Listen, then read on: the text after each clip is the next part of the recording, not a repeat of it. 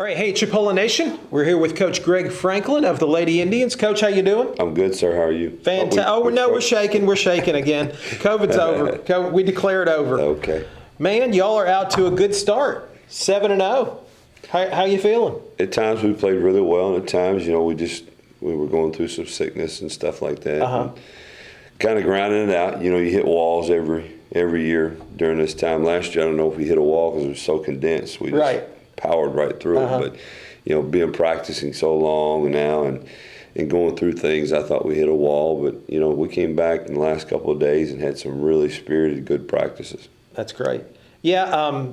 Even though we had some COVID last year, it seems like this year we've got more sickness, running through the teams, which is just interesting. that crud running through your team. I went to weights this morning, and we had probably 7-8 kids that just got crud, coughing and head colds, and the other ones would be up chucking and tell them to go home. Oh, geez, yeah. It's just, and they're in a tight environment, so that's right. Keeping it away from the others is tough. But so, Coach, we had the WER, the World. What is it called? The World Exposure Recruiting Report. And that's an outfit that I guess... that's with Donnie Woods. Okay. He runs a scouting service for pretty much globally. He came in, did a nice job for us throughout the weekend, did a lot of exposure for us. It was great for our kids, the other three teams, their kids. The games were live streamed, which it was a pay-per-view thing. And, right. It was a good experience. Kids got to go through several interviews, which I always think is awesome for them, just preparing them for the next step, or somebody throwing a microphone in front of their face. Right. And also, we played some outside teams. I mean, you had two teams in the top 15, top 10 in the country in here. Well, actually, all four teams were in the top 15. The two teams we played were in the top 12, one in the top 10. So it was good non-conference classic that hopefully we can build into an 8-team maybe next year and get it a little bit bigger and get some better teams in here. Right, that's cool. So we in the tournament we played Georgia Highlands, which they're always up there in the national rankings, and just just slipped out of there with a win in 2 overtimes. Georgia Highlands just went to South Georgia Tech last night and beat them in double figures there at South Georgia Tech. South Georgia Tech's supposed to be in the top 5 in the country, and they have a well-coached team, good ball club. Both those teams are well-coached, South Georgia Tech and Georgia Highlands. So I wish I could have been there to watch that one. It would have been a good one to watch. Right. But Georgia Highlands has got a really good team, and Brandon Harrell can flat out coach. Yeah. So it was a good matchup for our kids to finally have to really play a possession basketball game, and we needed that. We did. Whether or not we played horrid or not, we needed to where we had to make buckets at certain times, had to get stops at certain times. Right. Because it's been, margin of victory's been 60-something. So that's fun, but it ain't fun. No, it's not good for you. Preparing it for reality. Big night from Tashona Wright Gaskins against Georgia Highlands. She came out with 26 points. Tashona is a great athlete, skills finally trying to come together with that. The one thing we've got to do with Tashona is keep her out of foul trouble. She didn't get to play the last 10 minutes of the game and had 26 or whatever points. That's crazy. And we need her in there because she's one of our better defensive players, better scorers. Maturity in the basketball IQ area, she's off the charts. So, especially coming back for that second year here, it's off the charts for us in terms of what we're trying to do, as a team. So when she's on the court, it helps those youngsters too to be able to be in the right spots and kind of coaches them on the floor. And then Jordan McLaughlin had 16 points against Georgia Highlands, and then in the other game that you played in the WER tournament, Jordan had 37 points. She had 37 points. But what Jordan does is she does way more than just score points for us. I mean, she directs traffic. She's a person. She's a coach on the floor. Just like Tashona being back that second year really helps her, helps us as well. Kind of be on the floor general. She's able to tell the young kids, you missed this rotation or this drop, or you're supposed to be running this route.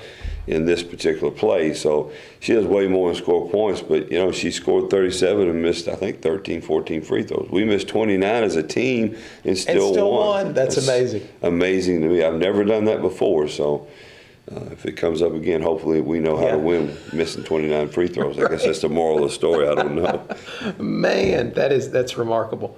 Well, Coach, that's really good, and we're out to a 7-0 start, and the rankings just came out yesterday, I believe, and we're number 2 in the state and number 2 in the nation, and of course, both polls are just full of Panhandle teams. Yeah. And I think you just told me how many national champions have come out of the Panhandle in the last? Well, 6 straight. 6 straight. It's pretty stout right there. That's incredible. If you're playing this league, it's definitely preparing you to play in a state tournament, in a national tournament, right? Because that's pretty much the level of play that you're at, right, in this conference, that you're trying to win a national championship. That is absolutely remarkable. So Northwest, apparently they're loaded again, and I'm sure they get a lot of points for being the reigning national champ. But they're first in the state and national poll, and we're right behind them, number 2 in the state and national poll. And then Pensacola's also in the top 25 in the national rankings, and then they're 5th in the state, and Gulf Coast is 4th in the state rankings. Gulf Coast really had a good weekend this past weekend. I was very impressed with, from one weekend watching them down in Melbourne to the next weekend. That's a credit to Roy Kuhn, the new coach. I mean, he's got them going in the right direction. They're playing good basketball. One thing I was really impressed with is that how well they've gelled from one weekend to the next in their pace of play. They don't never get rushed. Right. They kind of just play their own game. They take good shots. So there's another formidable opponent we're going to have to deal with Pensacola being as good as they are this year. And I'm not real sure why Pensacola is 23rd or 24th in the country. If there's 24, 25 better teams than Pensacola or Gulf Coast, right. I'm kind of wondering. But that's just the lay of the land in our league. I mean, it's one of those things where it's a bare knuckle fight every night. Absolutely. So, Coach, what's up next for the Lady Indians? We travel down south Friday. We're going to play Daytona Saturday. Then we'll turn around. We'll go to Palm Beach as well as Miami-Dade down this swing. And then we'll come back home and have a little Thanksgiving. Okay. But those are 3 formidable games on the road against teams at their house. All 3 of those teams have had good wins thus far, and they've had some losses that you're looking like, well, they won this game. Why are they losing this game? Yeah. But I can understand that just with looking at my team right now. I've got a couple of turned ankles. I've got 6 or 7 kids with the yuck, just sore throat or throwing up or whatever it is, and I'm not sure when they're going to get well. Yeah. 2 or 3 of them will get well, and then I'll get 2 or 3 more that'll be sick. Right. And on the tail end of getting well, they're still a little sick, but we're still wondering.